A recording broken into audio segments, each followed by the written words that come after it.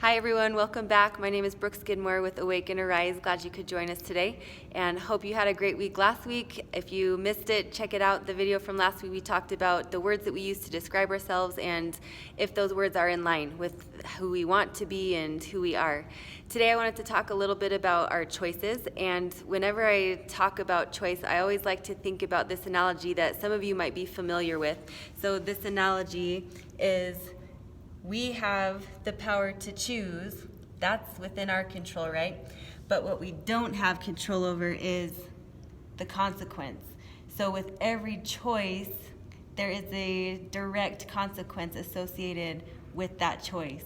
So I love to think about that concept of the choices that we make and the consequences attached to those choices. I talk with my clients a lot about choices. Especially for athletes who feel like they don't have any choice. Sometimes we play for a coach who may have a more authoritative kind of style where we're told how to dress, we're told what shirt to wear at practice, we're told what to eat, we're told even how much we're supposed to weigh. So it can feel sometimes like I have no choice in my sport. But even with those athletes, I like to focus on what choices do you have. So for example, maybe I have the choice today to set my own personal practice goal. So this is what I'm working on at practice today. At the end of practice, I evaluate myself, how did I do in that goal? Maybe I focus on my choice for my attitude. I'm bringing in an attitude today of hard work, or I'm bringing in an attitude of personal improvement. I want to be better at the end of this practice. Maybe you're having the choice of how much I want to encourage my teammates this practice. So there's always some choice that we have no matter what situation we're in, whether it's in sport or in business or in relationships, we always have choice. But there's always a consequence associated with that choice. So it's important to kind of take a look at not just what we're deciding in this moment to do or what I want to do in this moment, but do I want the consequences of this choice? And I love the quote that I've attached to this video from a man named Neal A. Maxwell. He said, "We better want the consequences of what we want." So I kind of want to focus on that today. I have, lucky for you, a special guest, the one and only Maxwell Skidmore. This is my nephew, and he's going to help us demonstrate an example here. So in the gym, we see a lot of times people making the choice of exercise. First of all, are we making the choice at all to go to exercise? That's one choice in and of itself, and what are the consequences of that choice? But what are the consequences of an exercise? So Maxwell's going to demonstrate for us the correct way to do a push-up. So go ahead, Maxwell, and do a few here.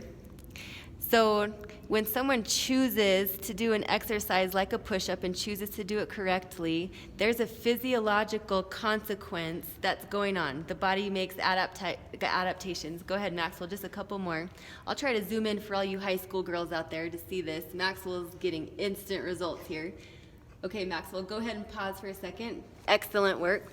So when we choose to do an exercise correctly, there's a physiological consequence. For a push-up, maybe it's adaptations of strength, hypertrophy in the pectoral muscles, in the shoulders, and the triceps.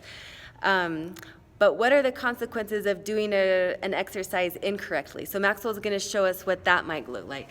This is an example that I've actually seen in real life in the gym. So go ahead and show us an incorrect push-up, Maxwell, a couple of them here. It's scary how good Maxwell is at doing that incorrectly. Okay, Maxwell, go ahead and take a break. Very nicely done. So doing push-ups incorrectly also has a consequence. It might have the consequence of a waste of time, a time consequence, because I'm not getting the benefit of targeting the correct muscles. It might have the consequence of ruining your reputation for doing push-ups wrong, a social consequence. It might even have the consequence of injury. It might, the way Maxwell was just performing it, potential damage to the neck and maybe the back. So that's why it's so important in the exercise realm anyway to choose exercises that are in line with what consequence or results you're trying to get. We see this a lot, for example, in sports. So For example, a speed skater. Speed skaters have these beautiful, massively strong quads because that's how they train.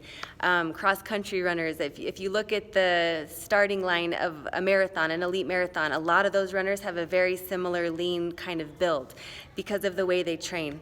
Obviously, genetics kind of encourages us maybe into a certain sport, but the way we train has a consequence in the outcome for our health and our fitness. So those are just exercise examples. What about our nutrition? The choices that you're making for nutrition, are those in line with what you want consequence-wise for your health, for your fitness? What about sleep, getting enough sleep? If I choose to go to bed late and get up the next day, am I choosing maybe to be tired or not be able to think as clearly? Or on the other hand, if I go to bed early, I'm choosing a consequence of having a clear mind and maybe being less irritable and even having better performance. So maybe this week, that's one thing that you focus on. And please don't get me wrong, we're not talking about making perfect choices every single choice that you make during the day, but maybe being a little bit more aware of the consistent choices that I'm making. If I'm choosing to eat out several times a day or several times a week, what are the financial consequences of that? What are the health consequences of that versus going home or making a home-cooked meal to pack or to eat at home? So thinking about that in line with the choices that you're making. And athletes, again, the choices of how you're spending your time.